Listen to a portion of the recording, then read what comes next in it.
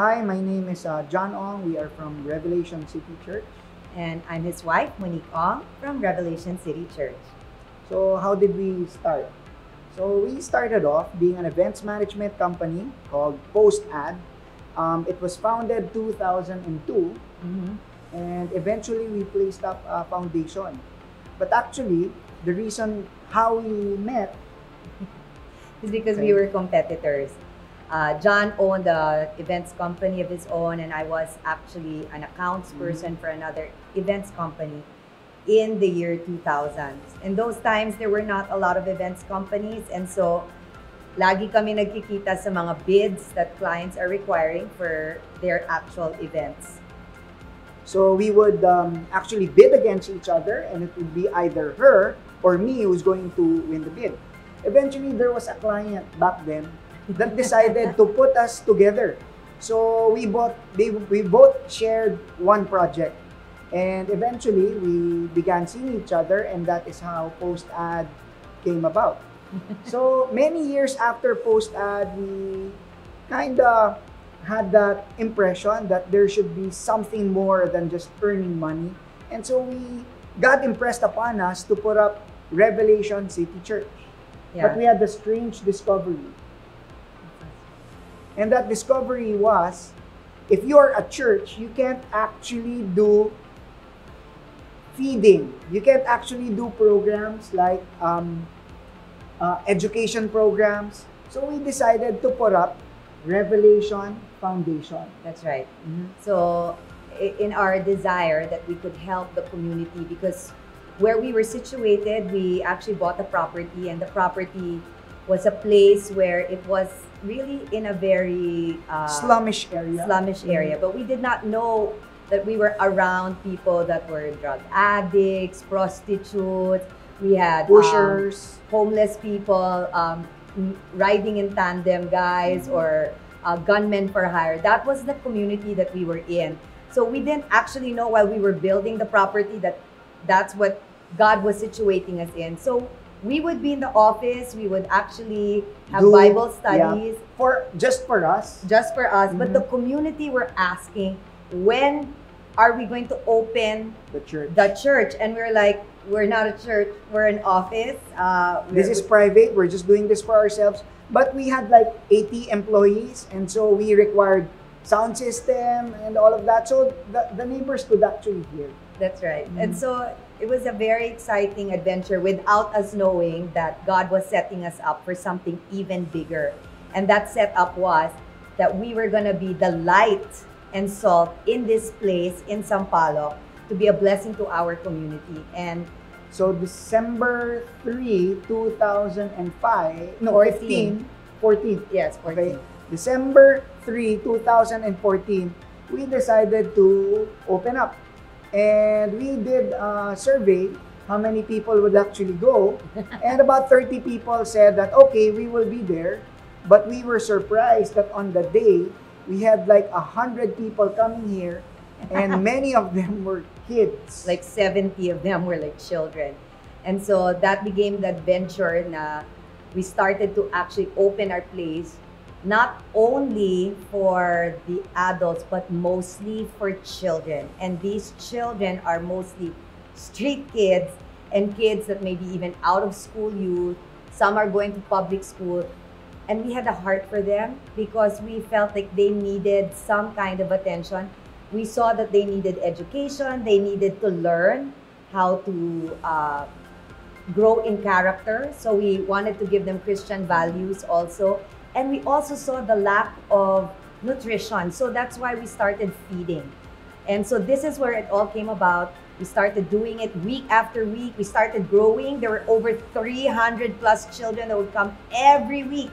And the barangays would attest that there has been some kind of obedience or a good standing in the community because the children were now more behaved than before. Actually, I remember there was an anniversary of Revelation, and there were some policemen who came over asking to talk to the one in charge. And we asked, is there something wrong that we did? And then the police said, No, we just wanted to congratulate you because ever since Revelation came to this place, crime rate has gone down. So please keep it up. So yeah, so that's what we've been doing. God has been expanding our borders in a way that we have now been managing. We're now having scholarships with children. And during the pandemic, that was even the litmus test. So the litmus test was actually in the pandemic.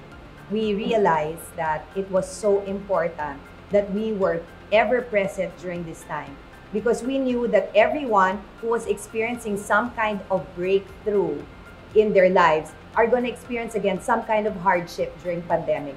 So we broke what we call our alabaster jar. We gave our all and we said, we opened a sari-sari store where people could come and get whatever they needed for free.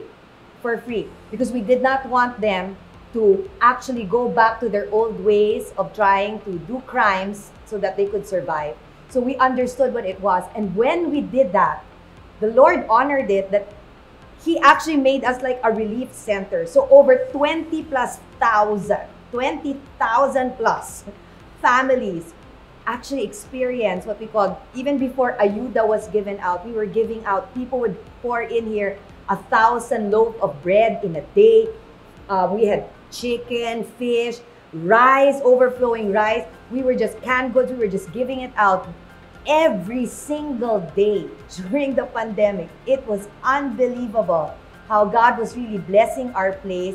And here in our community, people, instead na they were running after trying to find ways to survive, they were actually being filled. They could eat 3 meals a day because God was pouring in something here in our place. Actually, if I could just share about the kabans of rice, the sacks of rice that were given to us. So it was just donated. Someone would give like 100 sacks, and we would give out like 50 sacks of rice divided into several hundred families, and we would keep some for ourselves.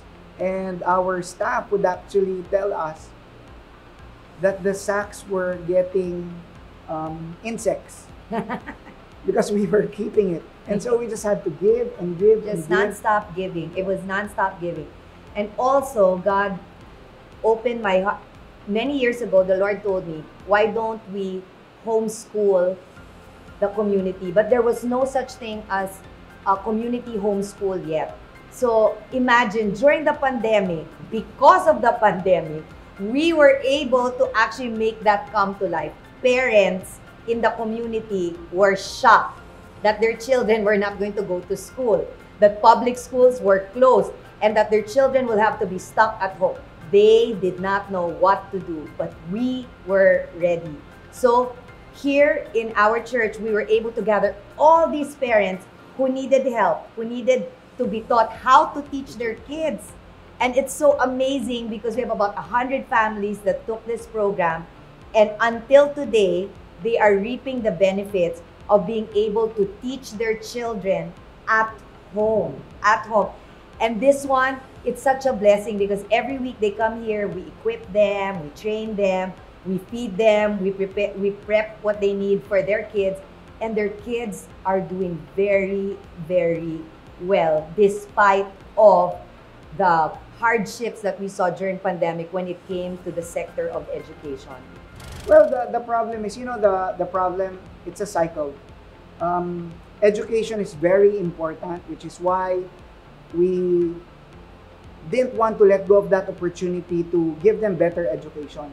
Because the problem is, if you send kids to public school, they end up with jobs, at least for most of them, that will also not generate them enough money to live a decent life. So it's a cycle that the poor become poorer. So we needed to cut that off. So we had scholarship programs. Right now, we are scholaring more than 100 kids. We've connected them to different sponsors. The funds doesn't come from us. We don't have that much money. But what we do is we become like a middle person. People who want to help get in touch with those who need help. So I think that's one of the important programs that we do here. Education is very important, and then for those who are parents, we teach them how to earn more. Like we have livelihood programs here. We taught them how to print shirts. We taught them how to video edit, how to shoot, how to do animation. We educate even the parents, and I think it's very important, the mindset. So we also have character building That's here right. in our organization. Because if you are not ready to receive all this information, what will you do? You'll just use the new information for bad things. Yeah. Our mission here is freeing families from poverty in Jesus' name. And so we really believe the key issue here in our community is poverty. And the only way that we could solve this is we start with every form of poverty. So we mentioned education, which is for the mind. We also believe that there's emotional poverty. So that is why we have character building here. It's talking about also how to restore families together, relationships. It's so important. We also believe that there's also spiritual poverty, which is why they need the Word of God. And so we believe if we can answer all of this one by one, then we can really have a better community. And we're seeing it right now. It is really manifesting today. And we're so blessed to be in this community. And actually, it doesn't end there. Before the pandemic, we were also able to reach out even to Zambales. We now have 15 barangays that are there. And we're reaching out to the ETAs, the tribes, those who are actually unreached by some of the other organizations. Our dream for this community is that, first of all, it won't happen that everything will come from us. We want to enable them and empower them so that they themselves will reach out to other people. We want them to live a better life so that they will be capable of helping each other, to not just be self-sustaining, but even to be able to help those who are in need. Because usually people who were helped before, they become helpful themselves. Same as hurt people, hurt other people. We also believe that people who feel love become loving themselves. That's right. And so that is what we want them to be. We want them to be loving people because sila mismo, they received it. And alam ko, especially for this community, many of them did not receive yung love of a parent. Some of them were born by accident. They were not wanted. Yung iba dito, pinapamigay. That's why nagkaroon din ng case sa amin that we wanted to actually apply for fostering license so that we could adopt some of the kids. Kasi pinapabayaan na sila ng magulang nila eh. But if they are recipients of unconditional love, we believe na sila rin, they'll pay it forward. Ang pangarap namin para sa community na to is to raise champions. I really believe, I see a lot of gems. Mabigyan lang sila ng pagkakataon. I really believe now we are raising future CEOs, future chief of police, future politicians. I really believe even future president. It is possible. Kahit ganito yung mukha ng community namin, I really see hope. I believe that if you give enough for these young people, you give them wings, you give them support, you give them education, malayong mararating nila at maiiba yung community because napalaki sila sa pag-ibig ng Panginoon. Inspirational message, siguro I just want to quote in Galatians 6:10. Nasabi dito, therefore, as we have opportunity, let us do good to all people. Ang problema kasi dito sa mundo, sometimes, God blesses us and we feel like we wanna keep every penny of it. Ayaw nating tumulong. Kami, we believe that we are blessed to bless others. That when God blesses us, it's not for us to just enjoy every centavo of it. Pero sana naman a portion of it, gamitin nyo. Because just like a song that I wrote when I was in high school, and eventually it was translated and made into a song called Pagsubok. If you can listen to the original version of that, yung We Can Make It, sabi doon, if we all give instead of take, the world would be a better place. And I believe that unto this day, that it doesn't really take much. Kung bawat isa sa atin magtutulungan, we would have that kind of mindset. you will see the change that it will have in the community. Napakalaking bagay. Ang pagtulong sa kapwa, it has many benefits. Unang-una, of course, yung tinutulungan mo, they feel good about themselves.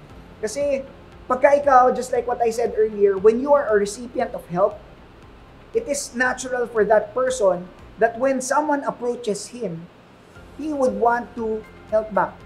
And then second, even to the one giving, itry mo. Pag meron ng lilimos, magbigay ka kahit piso. Doesn't it feel good? And I believe, especially now, pagka masakit yung binibigay mo, mas lalong malaki ang ganda ng feeling para sa'yo eh. The more you give, the more positive enzymes or whatever you call it, yung nire-release mo sa body mo. And so I believe na yung pagtulong, there's something in it for the giver and for the recipient. And you're also creating a culture of helping each other. And I think that's very important. Ako si Pastora Monique. Ako si Pastor John, sumasaludo para sa bayan.